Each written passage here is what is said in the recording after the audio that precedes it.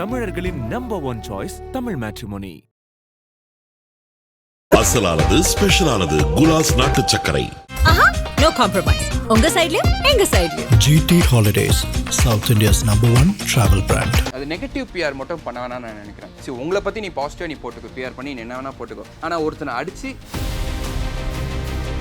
அவங்களோட கேரக்டரில் சரி நான் என்ன எப்படி நான் போர்ட்ரேட் பண்ணிக்கிறேன் எனக்கு தெரியும். நான் அவங்க 4 பேர் போனதுக்கப்புறம் இன்னும் கொஞ்சம் இன்ட்ரெஸ்டிங் ஆயிடுச்சுன்னு சொன்னாங்க கேம். அந்த வீக் 4க்கு அப்புறம் கொஞ்சம் நல்லாவே இன்னும் கொஞ்சம் ஒரு சூப்பராக எடுத்துகிட்டு போகிறாங்க இந்த 4 பேர் கொஞ்சம். நான் சீசன் 3க்கு அப்புறம் எனக்கு ஒரு சின்ன கான்டாக்ட் கிடச்சி சீசன் 4க்கு நான் ட்ரை பண்ணுறேன்.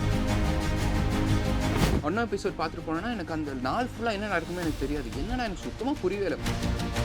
சரி நம்ம எகிரி குச்சி ஓடிடலாம், நம்ம வந்ததே வேஸ்ட். இவங்க எல்லாருமே சேர்ந்து நம்மளை இரிட்டேட் பண்ணிட்டாங்க. இப்போ நான் மட்டும் சேர்ந்து இவங்க எல்லாத்தையுமே இரிட்டேட் பண்ணணும் அப்படின்னு சொல்லிட்டு வீட்டில் இருந்து இப்போவும் நீங்கள் வந்து கான்டாக்டில் இருக்கிறது. பவித்ரா கிட்ட பேசணும். ஸோ மேஜிக் வந்து பிக் பாஸ் வந்து நடக்கணும்னு அவசியம் இல்லை. ஃபஸ்ட்டு சின்ன படமாக ஸ்டார்ட் பண்ணி அதுக்கப்புறம் ஜிவி பிரகாஷ்லாம் உள்ளே வந்து அது ஒரு பெரிய படமாக மாறி இப்போ ஒரு மாதிரி ரிலீஸ்க்காக நான் வெயிட் பண்ணிட்டுருக்கேன். நான் அந்த டைமில் செம்ம புயல் வந்துட்டு இருந்துச்சு. பிக் பாஸ் கரெக்டாக பார்த்துப்பாங்க, நம்மளை மட்டும் இல்லை ஃபேமிலியே பார்த்துப்பாங்க. எங்களுக்கு வந்த இன்ஃபர்மேஷன் என்ன, எனக்கு ஒரு படம் கிடச்சிது. எனக்கு அதர்வா சாருக்கு டூப்பா போயிருந்தேன். எங்கள் அம்மாலாம் சொல்கிறாங்க, ஏன்டா டூப்பாலாம் போகிற, நீ ஏதாவது நடிக்க போடா அப்படின்னு சொல்கிறாங்க. ஏன்னா நீங்கள் தானே உள்ளே இருந்துட்டு வந்திருக்கீங்க. ஏன்னா அங்கே இருக்கிற மென்டல் ஸ்டேட் உங்களுக்கு தான் தெரியுங்க. நீங்கள் சொன்ன மாதிரி எமோஷனல் ஜகிள் இருந்துகிட்டே தான் இருக்கும். திடீர்னு அதாவது எப்படி இருக்குன்னா, ஒரு இதில் வந்து நம்ம தோற்றுருப்போம்னு வச்சுக்கோங்களேன். அப்போ ஒரு மாதிரி டவுனாக இருக்கும். திருப்பி அடுத்த ஈவெண்ட்டே அடுத்த ஒரு 1 ஹவர்லேயே வந்து நமக்கு ஃபுட்டு கிடைக்க போகுது அப்படின்னு சொல்லிட்டு அதுக்கான ஒரு ப்ரிப்பேர் பண்ணிகிட்டே இருக்கணும். டக்குன்னு ஷிஃப்ட் ஆகணும். நீங்கள் அதே எமோஷனில் நீங்கள் இருந்தீங்கன்னா வேலைக்கே ஆகாது. நீங்கள் அடுத்த கேம் ஷிஃப்ட் ஆகணும். அப்போ அந்த கேமை ப்ளே பண்ணால் தான் உங்களுக்கு ஃபுட்டு கிடைக்கும். ஸோ ஃபுட்டு கிடைச்சோன்னே ஃபுட்டு நிறைய வந்துடும். சரி ஓகே, அதெல்லாம் அடுத்து வந்து அடுக்க ஸ்டார்ட் பண்ணிடணும். அதை ஸ்டார்ட் பண்ணிட்டு திருப்பி அதை இன்றைக்கி நைட் என்ன சாப்பிட போகிறோன்னு அதுக்கான ஒரு எக்ஸைட்மெண்ட் போய்டும். ஓகே நீங்கள் நம்ம இப்போ சாப்பிட போகிறோம், பசிக்குது, ஓகே அப்படின்னு ஒன்று போய்டும். திருப்பியும் வேறு ஏதாவது ஒரு கேம் வந்துச்சுன்னா அதை தோற்றிங்கன்னா திருப்பி ஒரு மாதிரி டவுன் ஆகும். இல்லை ஜெயிச்சிங்கன்னா அது வேறு ஹைப் ஆகும், ஜாலியாக இருக்கும், ஒரு மாதிரி சோகமாகும், ஒரு மாதிரி நம்ம கையில் இருக்காது எமோஷன்ஸு. அது அவங்க கையில் கொடுத்துற மாதிரியா இருக்கும். பட் ஹேப்பன்ஸ்ல. ஏன்னா உள்ளே இருக்கிறவங்களுக்கு தான் தெரியும் எவ்வளோ எமோஷனல் நம்ம டவுன்ஸ் எல்லாமே இருக்குது. டாஸ்க்கு ஃபிசிக்கலாக உங்களுக்கு அடியெலாம் பட்டுச்சு. லிட்டரலி உங்களுக்கு இங்கே லிகமெண்ட் இருந்துச்சு லெஃப்ட் சைடில். அதையும் தாண்டி நீங்கள் விளாண்டீங்க. ஆமாங்க, நான் என்ன நினச்சேன், எனக்கு லிகமெண்ட் ஞாபகம் இருக்கு. லிகமெண்டர்லாம் ஆச்சு ஆரம்பம் வெளில அனுப்பிச்சிருவாங்கன்னு நினச்சேன் நான். ஐயோ போச்சு, ஐயோ இதனால் இப்போ அனுப்பிச்சிட்டாங்கன்னா. பட் பரவாயில்ல, நம்மளை உள்ளெல்லாம் வச்சு மக்கள் வந்து ஓட்டெலாம் போட்டு பயங்கரம் நீங்கள் சேவ் பண்ணீங்க. தேங்க்யூ. எஸ், ஆனால் உங்களுக்கு கொஸ்டினும் பண்ணாங்கல்ல, என்ன இவர் இப்போ லிகமெண்ட் மாதிரி தெரியலையே, ஏதோ ட்ராமா மாதிரி இருக்குன்னு. எனக்கு டேப்லெட் கொடுத்துருவாங்க, பெயின் கில்லர் கொடுத்துருவாங்க. அதே மாதிரி நைட் படுக்கும்போது டேப்லெட் கொடுத்தாங்க. இந்த பெயின் கில்லர் தான் நான் ஓட்டிகிட்டே இருந்தேன் நான். ஸோ நைட் படுக்கும்போது பெயின் கில்லர் போட்டு நான் தூங்கிடுவேன் நான். ஸோ பெருசாக பெயின் இருக்காது எனக்கு. இந்த மிடில் தான் வந்து கொஞ்சம் அப்படியே லைட்டாக பெயின் இருக்கும். பெயின் வரும்போது பெயின் கில்லர் கொடுத்துட்டு தூங்கிடுவேன் நான். ஏன்னா எப்போவுமே எனக்கு ஸ்ட்ரெயிட்டாக படுக்கவே முடியாது. எனக்கு ஒரு மாதிரி நான் ரோலிங்கில் தான் இருப்பேன் நான் தூங்கும் போது. ஸோ அந்த தூக்கும் போது பெருசாக எனக்கு தெரியல எனக்கு. ஆனால் அந்த பெயின் உள்ளதாக இருந்துட்டுருந்துச்சு. அது இதெல்லாம் வச்சுருந்தேன், அந்த எம்ஆர்ஐ ஸ்கேன்லாம் எடுத்து. ஸோ லெக்மெண்டர்லாம் ஆயிடுச்சு. அதுக்கப்புறம் ஃபிசியோ போய் சரி பண்ணி இப்போ பர்ஃபெக்ட் ஆகிடுச்சு. ஆனால் அங்கே அந்த வீட்டுக்குள்ளே வந்து நமக்கான கேர் நல்லாயிருக்கும். இந்த மெடிக்கல் கேராக இருக்கட்டும், சில விஷயங்கள் ஒரு ஃபிசிக்கல் ஹார்ம் இருந்துச்சுன்னா அதை வந்து ப்ராப்பராக ட்ரீட் பண்ணுறதா இருக்கட்டும், இது எல்லாமே இருக்கும். அதெல்லாம் ஒரு மாதிரி பிக் பாஸ் கரெக்டாக பார்த்துப்பாங்க. நம்மளை மட்டும் இல்லை ஃபேமிலியே பார்த்துப்பாங்க. அந்த டைமில் செம்ம புயல் வந்துட்டு இருந்துச்சு. ஸோ எங்களுக்கு வந்த இன்ஃபர்மேஷன் என்ன, உங்கள் ஃபேமிலி நாங்கள் பார்த்துக்கிட்டோம், உங்கள் ஃபேமிலி என்ன நீட்ஸாக இருந்தாலும் அதை நாங்கள் ஃபுல்லாக ஃபுல்ஃபில் பண்ணிப்போம். ஸோ நீங்கள் எந்த பதட்டமும் பட வேண்டாம், ஸோ நாங்கள் இருக்கோம் அப்படின்னு சொல்லிட்டு பிக் பாஸ் அதெல்லாம் வந்து பர்ஃபெக்டாக பண்ணிவிடுவாங்க. அங்கே இருக்க டீம் வந்து பயங்கரமாக பார்த்துப்பாங்க, நம்மளையும் சரி நம்ம ஃபேமிலியும் சரி. ஸோ இது போதுமே, நம்ம ஃபேமிலி சேஃபாக இருக்காங்க அப்படின்னு நினச்சிட்டா ஓகே, அவங்க சேஃபாக இருக்காங்க கரெக்டாக இருந்தால் ஓகே, நம்ம இங்கே ஒரு கான்சன்ட்ரேட் பண்ணலாம். ஸோ அந்த ஒரு தைரியத்தை கொடுத்தோன்னே ஓகே டன், இங்கே அப்படியே கரெக்டாக போயிட்டுருக்கோம். நமக்கு டாஸ்க்குன்னு வரப்போ டாஸ்க் வந்து எப்படியும் வந்து ஸ்கிரிப்ட் பண்ணி தான் பண்ணுவோம். இந்த டாஸ்க் நம்ம விளையாட போகிறோங்கிறது ஒரு ஸ்கிரிப்ட். அது எப்படி விளையாட கொண்டு போகிறாங்கிறது அதுக்கப்புறம் போகிறது, அது தானாக போகிறது. பட் ஸ்டில் பீப்புளை ட்ரிகர் பண்ணுறாங்க. இல்லைனா நான் ஒன்று பேசி அது உங்களுக்கு ட்ரிகர் ஆகல, அந்த வீட்டுக்குள்ளே இருக்கும். அது அவங்களோட கேரக்டரில் சரி நான் என்ன எப்படி நான் போர்ட்ரேட் பண்ணிக்கிறேன் எனக்கு தெரியும். ஸோ அதனால் நான் எப்படி என்ன போர்ட்ரேட் பண்ணிக்கிறேனோ அது அந்த டைமில் ட்ரிகர் ஆகும். நான் இப்போது உங்களை இரிட்டேட் பண்ணுற மாதிரி எதாவது பண்ணேன்னா அது உங்களுக்கு இரிட்டேட் ஆகும். அது இல்லைன்னா என்னோட இன்டென்ஷனாக கூட இருக்கலாம் உங்களை இரிட்டேட் பண்ணணும்னு சொல்லிட்டு.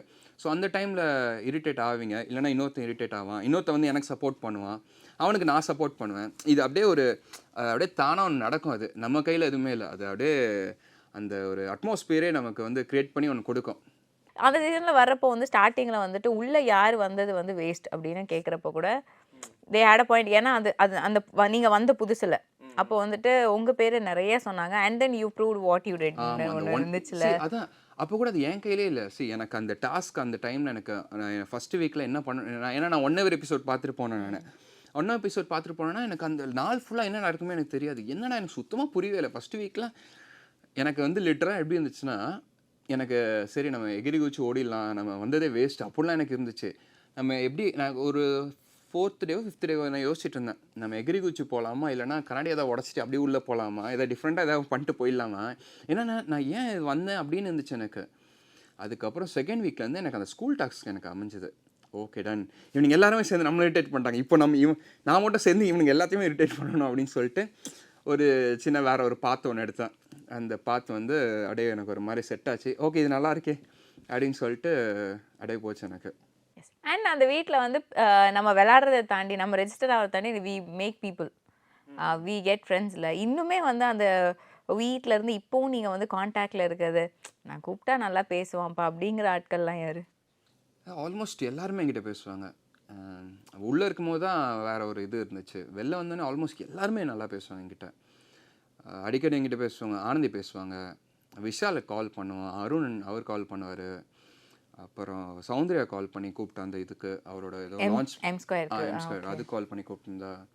அப்புறம் முத்துக்குமரன் கிட்ட பேசணும், வேறு யார் தீபக் அண்ணா, பவித்ரா கிட்ட பேசணும், அதுக்கப்புறம் அன்ஷிதா கிட்ட பேசணும். ஆல்மோஸ்ட் எல்லார்கிட்டையும் நாங்கள் பேசிட்டு தான் இருந்தேன் நான். ஸோ எங்கே பார்த்தாலும் அந்த ஒரு மூஞ்சி திருப்பிக்கிட்ட அப்படிலாம் யாருமேலாம் போகிறதெல்லாம் இல்லை. நாங்கள் எல்லாருமே ஹாய் எப்படி இருக்கீங்க, நல்லா இருக்கீங்க. அந்த ஒரு பாபா படத்தில் ஒரு பாட்டு வரும் தெரியுமா, பட்டும் பாடாமலரு தொட்டும் தோடாமலரு, அந்த மாதிரி இருந்துட்டான்னு வச்சுக்கோங்களேன். லைஃப் ஒரு மாதிரி எல்லாருமே ஸ்மூத்தாக இருக்கும். நம்ம ரொம்ப ஒரு மாதிரி டீப்பாக போய் அப்படியே அந்த ஃப்ளவரை போய் அமுக்கினா தான் வந்து ஒரு மாதிரி பிளாஸ்ட் ஆகும். அதை விட்டுட்டு அந்த தொட்டும் தொடாமல் அப்படியே இருந்துட்டா ரொம்ப அழகாக ஒன்று போகும் நம்ம லைஃபு எல்லாருக்கிட்டையும். Every Bigg Boss season is like ஒரு பேட்டர்னில் போகும், டிஃப்ரெண்ட் வேஸில் போகும். அண்ட் நீங்கள் ஆப்பர்ச்சுனிட்டின்னு சொல்கிறப்ப வந்து இந்த ஒரு பிளாட்ஃபார்முக்கு, இந்த பிக் பாஸ்ங்கிற பிளாட்ஃபார்முக்கு நிறைய பேர் சொல்லுவாங்க, நான் ரொம்ப வருஷமாக வந்துட்டுருக்கேன், நான் ஃபர்ஸ்ட் சீசன்லேருந்தே ட்ரை பண்ணிகிட்ருக்கேன், எனக்கு இப்போ தான் கிடச்சிருக்கு அந்த மாதிரி சொல்லுவாங்க.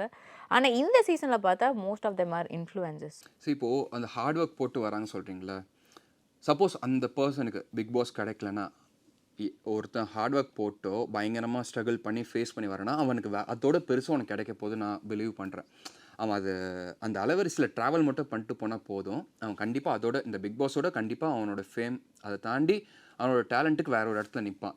இது இந்த சீசன் கிடைக்கல, எனக்கு வேற ஒருத்தன் அன்டிசர்விங்கான ஒரு பர்சன் கிடச்சிச்சு அப்படின்னு நம்பாமல் நான் இதோட தாண்டி பெருசாக போக போகிறேன் அப்படின்ற ஒரு தாட்டை மட்டும் போட்டு அவன் போயிட்டே இருந்தானா அவன் லைஃப் பயங்கரமாக போகும். ஏன்னா நான் சீசன் 3க்கு அப்புறம் எனக்கு ஒரு சின்ன கான்டாக்ட் கிடச்சி சீசன் 4க்கு நான் ட்ரை பண்ணுறேன். சீசன் 3 முடித்தோடனே நான் போய் ட்ரை பண்ணுறேன். நான் போயிட்டு கலத்துறேன், ஆடிஷன் அட்டன் பண்ணேன், எனக்கு கிடைக்கல. அந்த டைமில் வந்து எனக்கு ஒரு தாட்டு தான், நான் இதுதான் வேணும் மட்டும் இருந்தேன். அது ஒரு 2 years 3 years வரைக்கும் பயங்கரமாக ட்ரை பண்ணிட்டே இருந்தேன். அதுக்கப்புறம் வந்து இல்லை நம்ம அது ஒரு பக்கம் இருக்கட்டும், அது வந்தால் ஒரு போனஸாக இருக்கட்டும், ஆனால் அதை தாண்டி நான் என்னோடய டேலண்ட் வந்து நான் வேறு ஒரு இடத்துல நான் காட்டிகிட்டே இருப்பேன். அப்படி தான் எனக்கு ஒரு படம் கிடச்சிது. எனக்கு பிரேக்ஃபாஸ்ட்னு சொல்லிட்டு ஒரு படம்.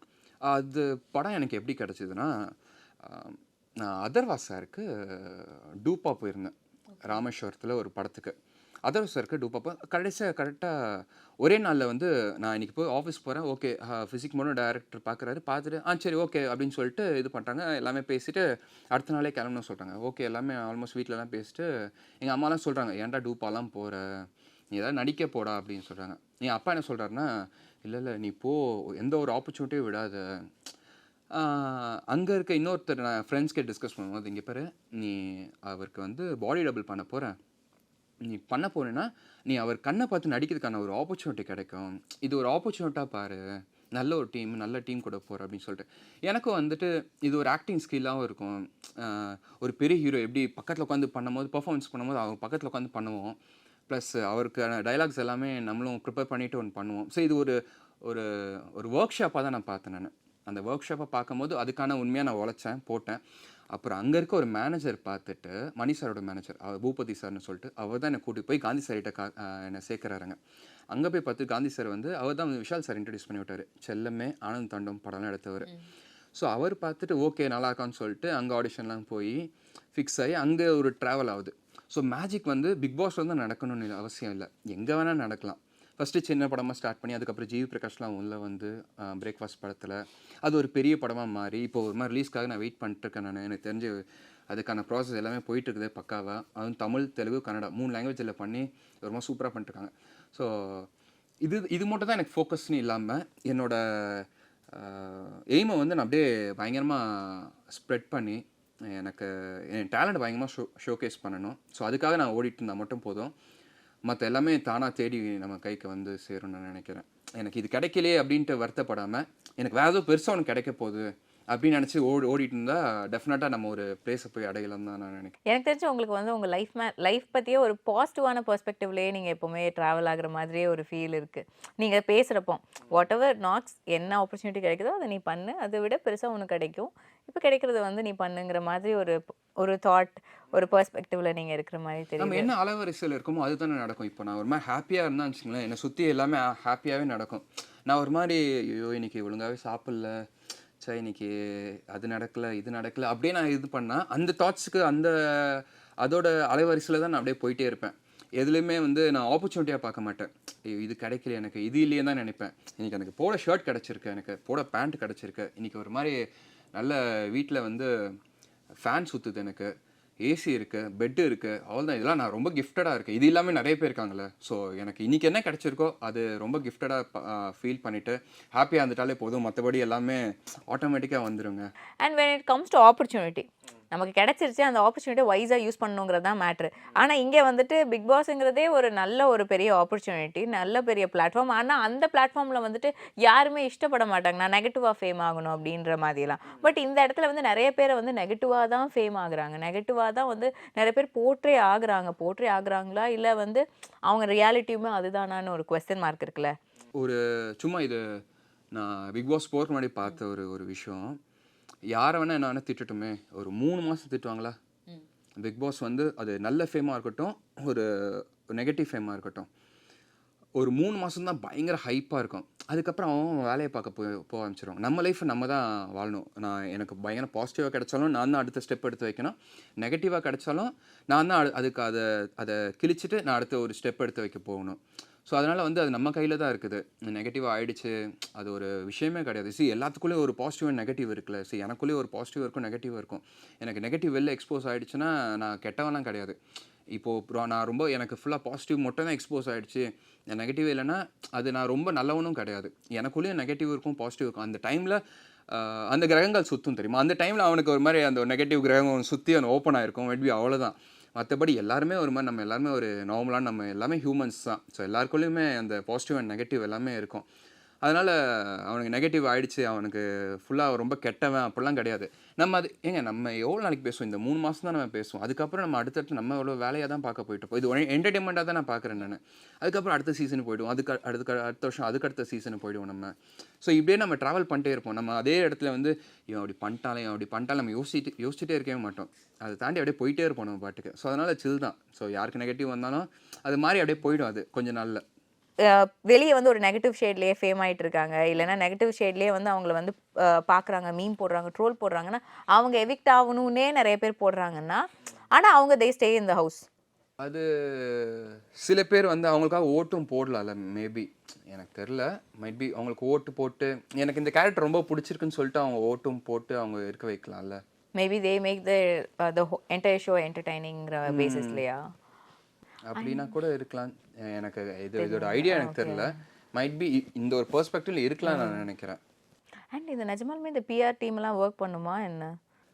என் சைடில் நான் ஒர்க் பண்ணும்போது எப்படி இருந்துச்சுன்னா, என்னோட பிஆர் என் ஃப்ரெண்டு லோகேஷ்னு சொல்லிட்டு அவங்ககிட்ட தான் ஃபோன்லாம் கொடுத்து போயிருந்தேன். ஸோ அவன் தான் வந்து எனக்கு வந்து இந்த க்யூட்டாக வந்து அவங்ககிட்ட நான் சொல்லிட்டேன், எனக்கு வந்து எழுதிச்சா என்னென்ன நல்லாயிருக்கோ எல்லாத்தையும் போட்டு விட்றா அப்படின்னு சொல்லிட்டு அவங்ககிட்ட சொல்லி வச்சுருந்தேன். லோகேஷ் சொல்லிட்டு அவன் தான் எனக்கு ஃபுல்லாக பண்ணிகிட்டு இருந்தான். நான் அதுதான் வந்து பிஆர், இதுதான் பிஆர். ஓகே, நம்மளோட அக்கௌண்ட்டை வந்து பயங்கரமாக ஹேண்ட்லிங் பண்ணி ஸ்டோரிலாம் போட்டு ஆட் பண்ணிவிட்டு இதுதான் பண்ணிகிட்ருக்கணும். மைட் பி சம்டைம்ஸ் அது வந்து இப்போது என் சைடில் ஒரு ஒரு ஒரு ஒரு ஒரு விஷயம் நடக்குதுன்னா அது 2 பெர்ஸ்பெக்டிவில் பார்க்கலாம். நான் இப்படி வச்சிருக்கேன்னு வச்சுக்கோங்களேன், உங்களுக்கு இங்கேருந்து பார்க்கும்போது நான் பாக்ஸிங் பண்ணுற மாதிரியா இருக்கும். ஆனால் நான் இங்கே பார்த்தீங்க ஹார்ட் தான் வச்சிருப்பேன் நான். இது ஒரு இன்டர்வியூவில் யாரோ சொல்லியிருப்பாரு ஒருத்தர்.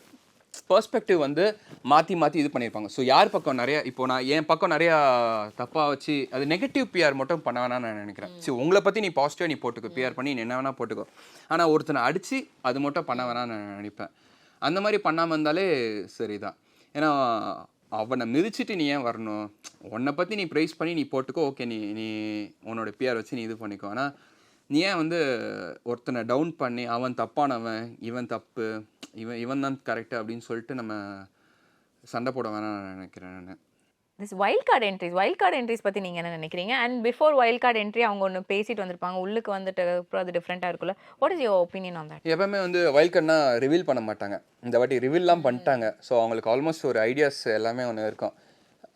வைல்ட் கார்டு 4 பேர் வந்தாங்களா? திவ்யா, அமித் பார்கவ், அப்புறம் பிரஜன், சாண்ட்ரா. 4 பேருமே ஒரு மாதிரி அவங்க 4 பேர் போனதுக்கப்புறம் இன்னும் கொஞ்சம் இன்ட்ரெஸ்டிங் ஆயிடுச்சுன்னு சொன்னாங்க. கேமாக ஒரு கொஞ்சம் இன்ட்ரெஸ்டிங்காக நல்லா தான் இருக்குது. அந்த வீக் 4க்கு அப்புறம் கொஞ்சம் நல்லாவே இன்னும் கொஞ்சம் ஒரு சூப்பராக எடுத்துகிட்டு போகிறாங்க இந்த 4 பேரும். கொஞ்சம் உங்கள் டீமுக்குள்ளே தான் வந்து வியானாக்கு ஒரு பிஆர் இருக்கிறதா நாங்கள் கேள்விப்பட்டோம். அண்ட் அந்த கமெண்ட்ஸ்லையுமே நாங்கள் பார்த்தோம். அப்படியே ப்ரோ பிஆர் வந்து நார்மலாக இருக்க மாட்டாங்க. அவங்க வந்து கருப்பு கலர் பேண்ட் போட்டிருக்கலாம், கருப்பு கலர் சட்டை போட்டிருக்கலாம், உங்கள் பக்கத்துலேயே உட்காந்துருக்கலாம். அவர் வந்து வியானாவோட லவ்வர். ஓகே, வியானாவோட லவ்வர். சில பேர் கோச்சிங்லாம் வந்து சாக்லேட்லாம் வாங்கி கொடுத்தாரு எங்க ப்ரொடியூசர். அந்த மாதிரி அந்த क्वेश्चन நான் வரேன், நிறைய விஷயம் கேள்விப்பட்டேன். எனக்கு வரவில்லை சாக்லேட். ப்ரோ நீங்க அப்ப வெளில இருந்தீங்க ப்ரோ. பிக் பாஸ் வீட்டுக்குள்ள பாக்குறப்போ வியானா வந்து ஷீஸ் a very கியூட்டியா தான் ஆக்ட் பண்ணிட்டே இருப்பாங்கல்ல. நீங்க ஐடென்டிஃபை பண்ண போறவங்க அப்படிதான் இருந்தாங்களா இல்ல வந்து அவங்க நார்மலா இருப்பாங்களா? லைக் பிக் பாஸ் ஹவுஸ்ல பண்ற மாதிரி அவ்வளவா லைக் இல்லைன்னு தான் நினைக்கிறேன். ஏன்னா இந்த சீசன் தமிழர்களின் நம்பர் 1 சாய்ஸ் தமிழ் மேட்ரிமோனி. அசலானது ஸ்பெஷலானது குலாஸ் நாட்டு சர்க்கரை. No compromise. உங்க சைடுலயும் எங்க சைடுலயும். GT Holidays, South India's #1 travel brand.